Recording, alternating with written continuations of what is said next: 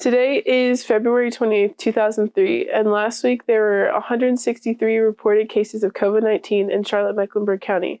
This shows a 15% decrease over the last 2 weeks. I'm comfortable not wearing a mask in this interview. Hi, my name is Jada Palmer.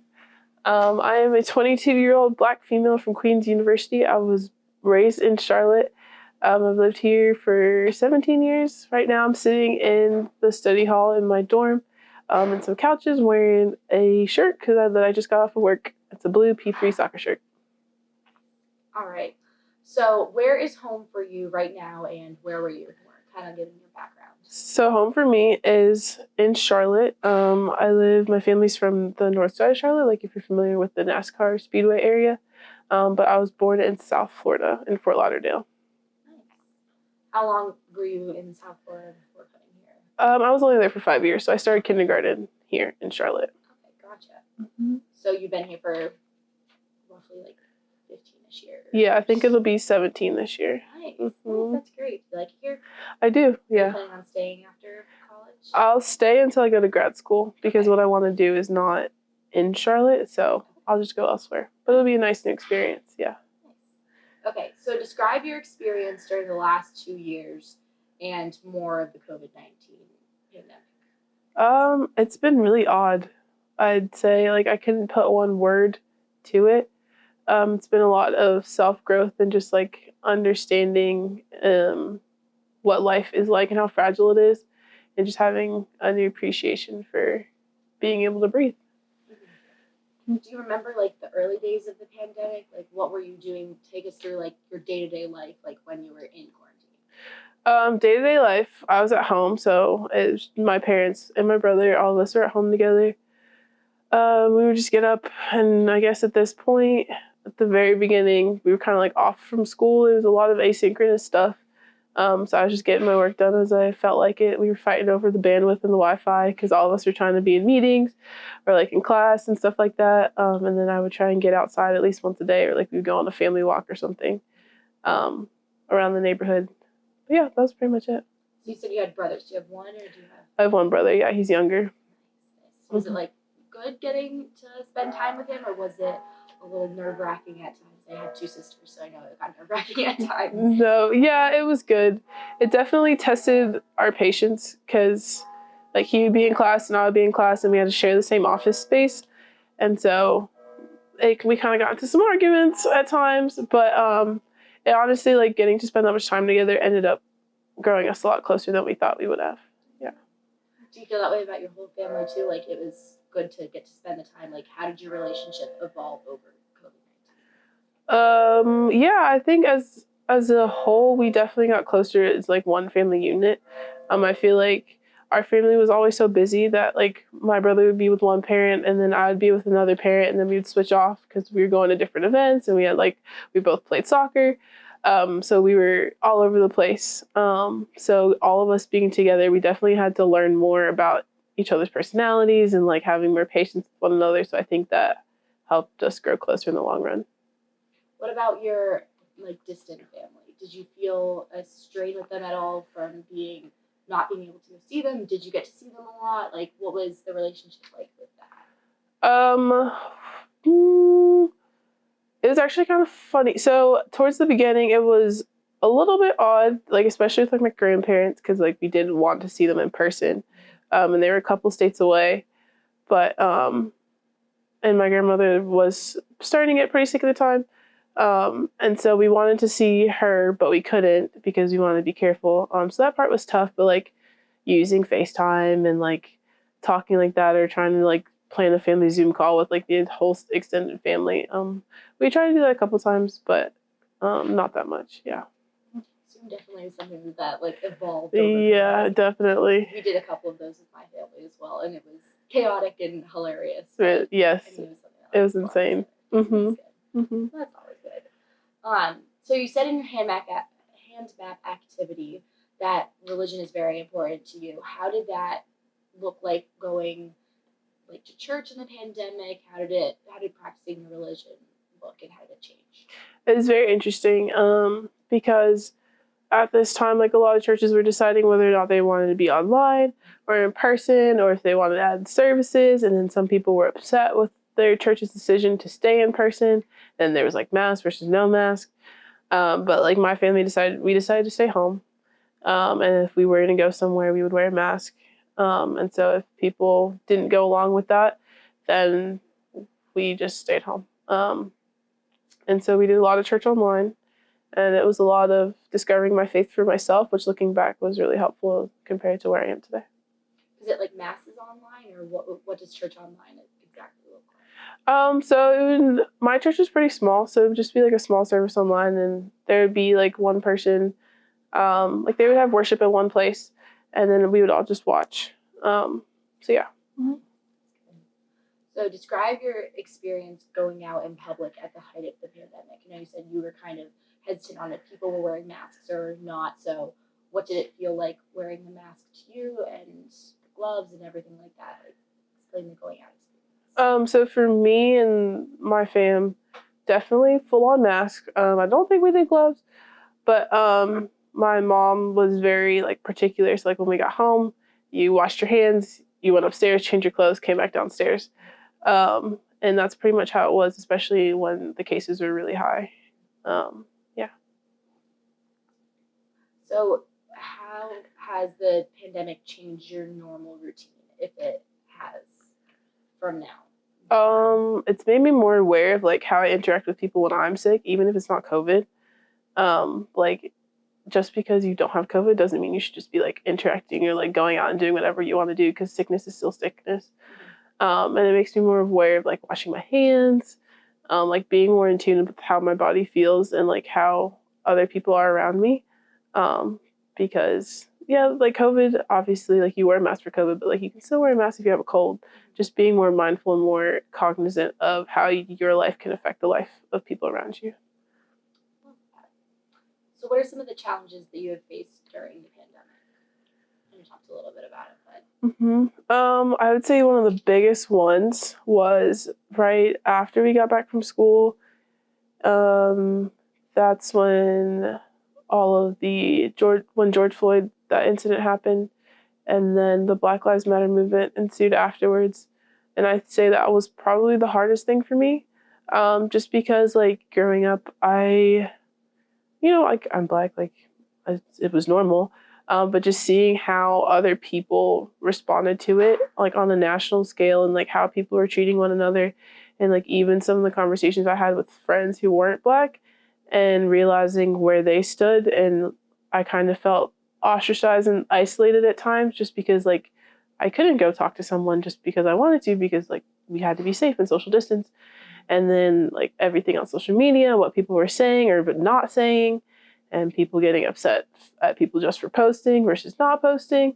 And so it was just a lot. And it was a lot of me trying to figure out my identity as a Black woman and how that fits into the day to day and like how society views me as a whole. How did it kind of feel with the Black Lives Matter movement, of it becoming such a large scale movement that was happening, like you said, all over social media and stuff like that? Like, how did that feel to like get that much like press and like everything about it? It was weird. Like it was so like everywhere you turned, it was there. Yeah. Like you were turned on your phone, it was there. If you were on TV, it was there. If you're talking to your family, they were talking about it. Like it consumed literally every aspect of life. And I think that was the thing that like stuck out to me the most. Yeah. Mm-hmm. You said you kind of felt isolated in the Black Lives Matter movement, in the George Floyd event and everything that happened along it. Did you feel isolated during the whole pandemic in terms of everything else that was happening as well? Was it a different type of isolation? Yeah, I think it kind of like one thing just added to the other. Yeah. Like that definitely started it all, and then from there, you're just kind of like you think you're the only one who thinks the way that you do, and so I just kind of kept to myself. Because then even with the Black Lives Matter movement, you also had people arguing about COVID-19 policies, and so you just kind of took a step back, just to avoid all that. Okay, so what are some of the long-lasting consequences of the pandemic in your opinion? I would say feeling the loss of loved ones. Like I lost an uncle and an aunt because of the pandemic. Yeah, it's okay. But I think that's something that people don't understand, especially if they didn't like go through that. Other than that, I would say the longest lasting effects are just understanding that like life is short. And so you have to cherish the people you have while you have them. So you were a student in the pandemic. You were going through school. You were on the soccer team. What was that like for you, the transition from being, you were a freshman? You were a freshman. So Yeah. talk us through what it was like being sent home and then going through online school. Being sent home was crazy. Like I remember we had practice that night. We were supposed to have practice at 8 p.m. and all of us were dreading it. And then I was in my bed doing laundry. Like I'll never forget this day. I was in my bed doing laundry and we get this email and I just hear people screaming down the hallway. They're like, we're getting sent home, we're getting sent home. And so like I'm trying to get on the Wi-Fi here is terrible. So I was trying to get my email up and I saw that like we'd be sent home for the rest of the semester. And so like you came out into the quad and people were calling their parents. Like everyone was buying out all the stuff at the coffee house because like we have our Lions dollars here, and so you obviously can't spend those once we're off campus. And then people started packing up. Airports were closing. People couldn't get back home. It was a mess. And so yeah, that was like a very vivid memory in my mind. I'm sorry, I forgot the rest of the question. No, you're good. Okay. What was the overall like feeling that was like? Was it a happy feeling? Because I know a lot of people didn't know that they were going to be like sent home indefinitely. Yeah. Just a little bit of a break. Yeah. What was the overall feeling on campus for your like fellow students and for you? I feel like at first everyone was happy because we wouldn't have class, and then the reality set in that like we had to figure out arrangements to go home. Like I know I brought home one of my teammates because she's international, so like trying to find her a flight to go back. So it was like a feeling of happiness, and then like the reality set in and people started to get stressed because there's a lot to put together and there's a lot of unknowns, and especially about the severity of it all. Like no one knew that at the time, so we were just kind of like, okay, we'll go home and we'll see what happens from here. And so it was just weird. Yeah. What was like doing online school at home? It wasn't bad. I mean, for me, I feel like I'm a pretty decent student, so I just kind of like did my thing.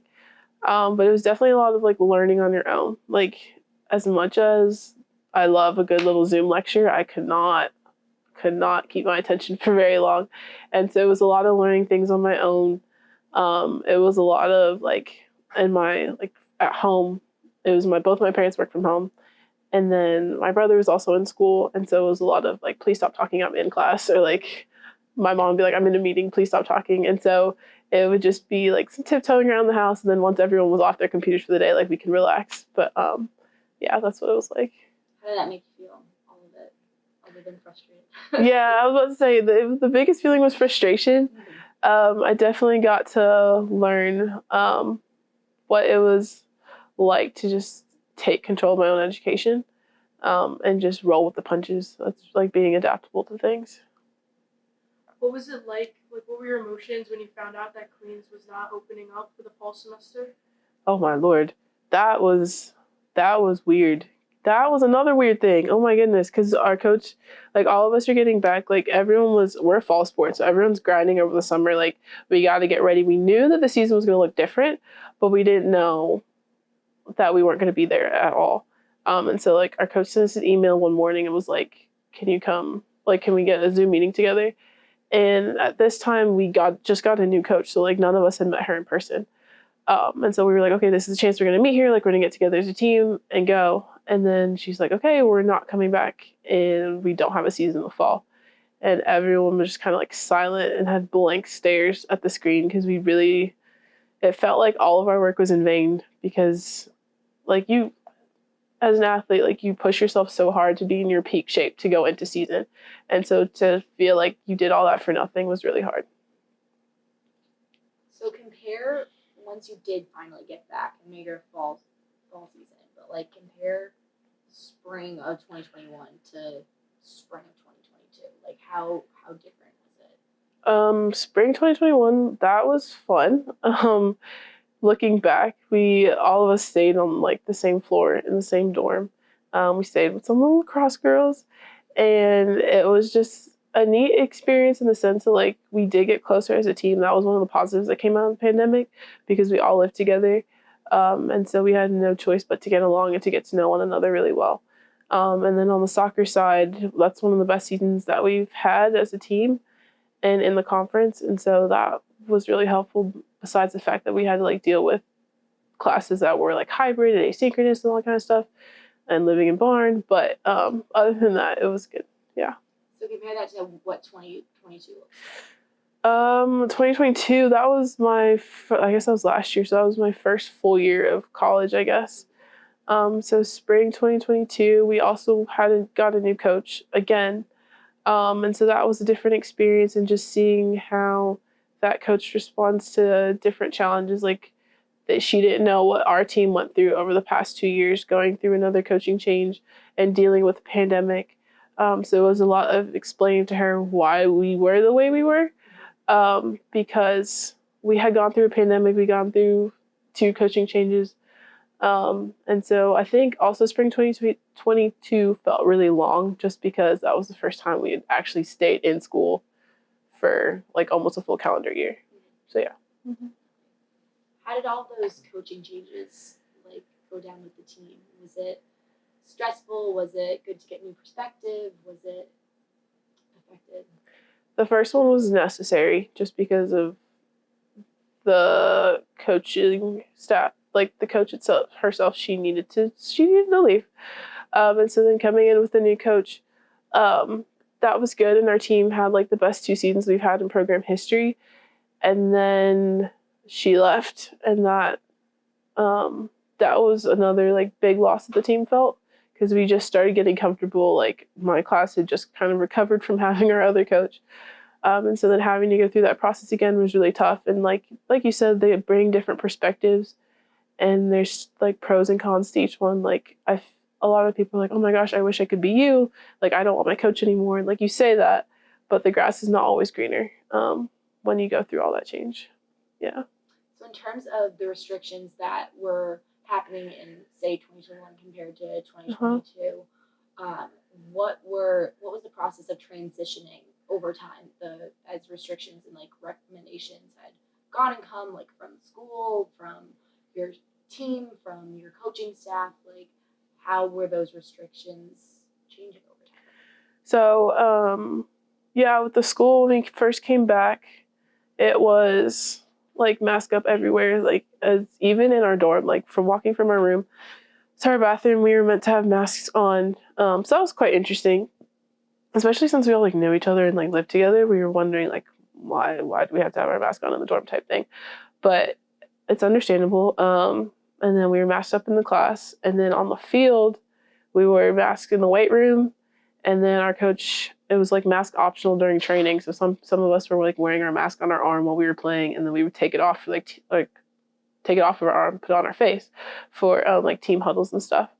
And our coach was very strict about that, and it ended up working out well. Like we never had to miss a game because we were missing players due to the pandemic. We only maybe had 3 people quarantine over the course of a season. And so that was really positive for us, even though like it was annoying at times to have such restrictions. Like obviously it was necessary. It ended up working out really well for us. So you felt overall it was a positive. Mm-hmm. Yeah. Yeah. Mm-hmm. That's good. Okay, so grand scheme of things. Yeah. Everything that's happened. How has your life changed since March 2020? Oh man. I've grown a lot as a person. I've become more confident in like myself and who I am. I've grown a lot in my faith. I've become more patient and adaptable. I think that's the two biggest things: patience and my adaptability to things. Because I'm very much the type of person who, like, I know what I want to do, and like I want to know all the facts before I go into it. But the pandemic, like, everything was changing. It felt like week after week, day to day. And even like looking at the different years, there's something a little different about everything, even in the midst of the pandemic. So just being more flexible as things come my way. I think that's what I've learned in the grand scheme of things. Yeah. In your hand map activity, you said you gained strength from COVID-19. I love that word when it comes to looking back on past experiences. Like, how do you feel that you will carry the strength that you gained from COVID into the next couple of years or your life in general? Yeah, I think just realize, like, not forgetting the pandemic. I feel like at this point, a lot of us feel like it was so long ago, but it wasn't. And so understanding that situation and realizing the person I became coming out of it. And so understanding that, like, no matter what else comes my way, like, I made it out of the pandemic, like, I can make it out of this. And then, yeah. What does your future look like? I know you're graduating soon, so Mhm. what does post-grad look like? Post grad, my goal is to become a PA, so I'll be going to PA school in the next couple of years. I have a big heart to work in, like, the medical field, and hopefully, like, use that to help serve people later on as, like, I become more established in what I do. So yeah, that's the plan.